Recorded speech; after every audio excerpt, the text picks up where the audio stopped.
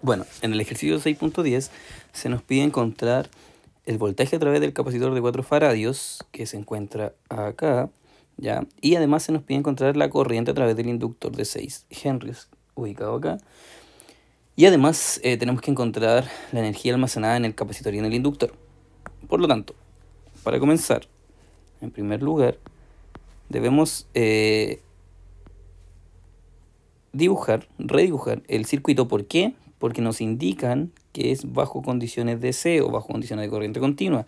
¿Qué pasa cuando tenemos condiciones de corriente continua? El inductor ya se comporta, ¿cierto?, como un cortocircuito, ¿ya? Y el capacitor, ¿cómo se comporta? Como un circuito abierto, ¿cierto? Acá tenemos VC y acá tenemos IL. Entonces tenemos que encontrar la corriente y el voltaje a través de estos componentes. Entonces tenemos nuestra fuente, ¿cierto?, de corriente, ok, de 10 amperes. Luego tenemos una resistencia en paralelo, ¿sí?, de 6 ohm. Y luego tenemos el inductor, pero el inductor está bajo condiciones de C, por lo tanto está en cortocircuito, aunque la corriente por el inductor sigue siendo la que circula por este sector. Luego viene nuestra resistencia de 2 ohm, ¿cierto? Y finalmente viene la rama donde está el capacitor, pero el capacitor se comporta como un circuito abierto. Por lo tanto, si bien no fluye corriente por acá, ¿cierto?, porque está en circuito abierto, sí hay un voltaje que va a ser reflejado por el resistor de acá, ya que estas se encuentran en paralelo, ¿ya? Luego,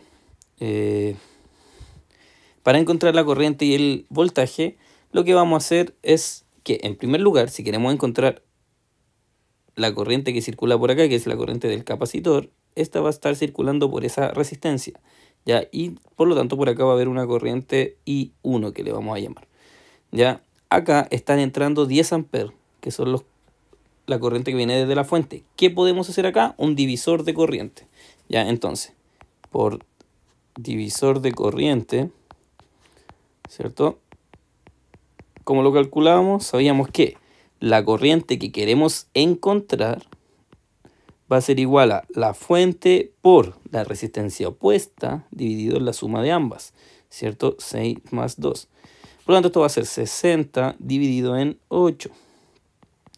¿A cuánto es equivalente 60 dividido en 8? Vamos dividiendo, pues 30 dividido en 4, ¿cierto?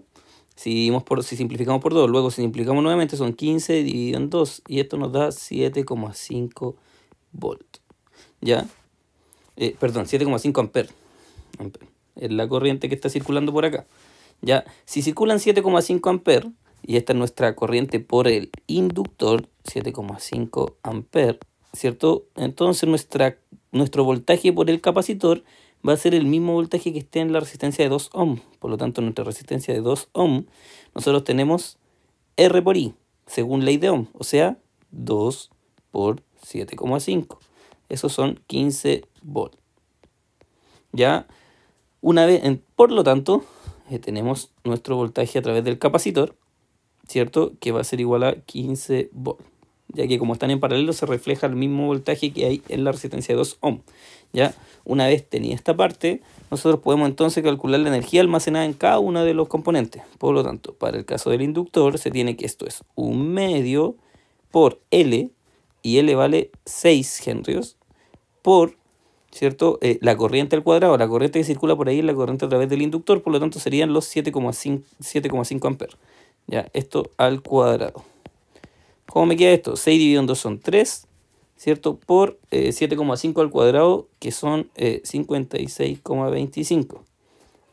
¿Cuánto nos queda esto exactamente? 168,75. ¿Ya? ¿Qué cosa? Joule, porque estamos viendo energía. Y para el caso del capacitor tenemos 1/2 por la capacitancia, que son 4 faradios, ¿cierto?, por el voltaje al cuadrado, que son 15 al cuadrado.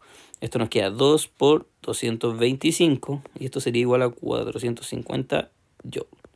Por lo tanto, esta sería la energía almacenada en el inductor, en el capacitor, el voltaje del inductor y la corriente del perdón, el voltaje del capacitor y la corriente del inductor.